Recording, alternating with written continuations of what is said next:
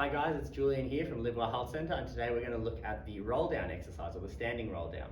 We're going to be looking at our common movement faults that we usually see and how it may sort of benefit you. So this exercise itself, it's mainly sort of involving a lot of spinal articulation, but also length through our hamstrings. To sort of get yourself ready into this position, we'll do it front facing and I'll also do it onto the side, okay? So we're going to stand nice and even up tall with our feet underneath our hips, about shoulder distance apart. From here as well, we just want to make sure our weight is distributed evenly between our feet.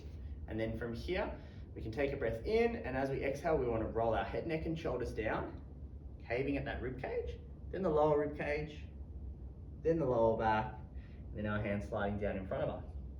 So here, we're just letting that head hang, and we take a breath in from here, and on the exhale, we lift ourselves back up, pulling our lumbar spine first, then our mid back, then our upper back, and then our head, neck and shoulders rest up again on top of each other. We'll do that one again. So rolling ourselves down, curving through that upper section while keeping up nice and tall, and then lowering ourselves down. And back up. Awesome. So what we sort of tend to find is sometimes a lot of people will just shoot their hips backwards first to get a bit more motion, but we really want to make sure it's one bone at a time. We'll see this more so when we face the side, but another thing that we sort of tend to see is that our hamstrings can limit us when we get a certain way down. So to combat that, we can look at bending our knees once we get to a certain degree. So if we look through here, so looking down, rolling forward, once we start to feel a bit of tension through our hamstrings, we can bend our knees and then just keep rolling ourselves down. Lifting ourselves back up, straightening at the knees, and then coming back up to straight.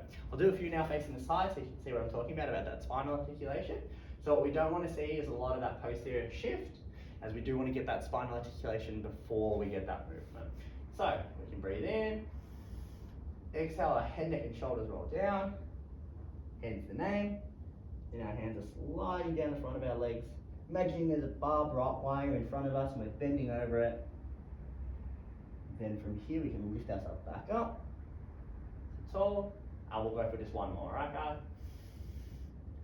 Head, neck and shoulders first, then that upper back, now into the lower back, feeling everything just extend, and coming back up. The other sort of movement fault that we commonly see is a lot of people will really push their head, neck and shoulders too far forward, so they almost have their chin touching their chest. We want to think that we've got a little apple here. We want to keep that apple nice and tucked in, but we don't want to make apple juice and crush it, all right?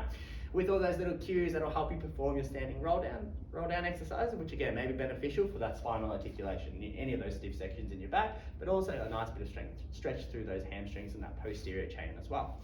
Alrighty guys, that was Julian today here with that exercise. Thank you very much for watching. Bye.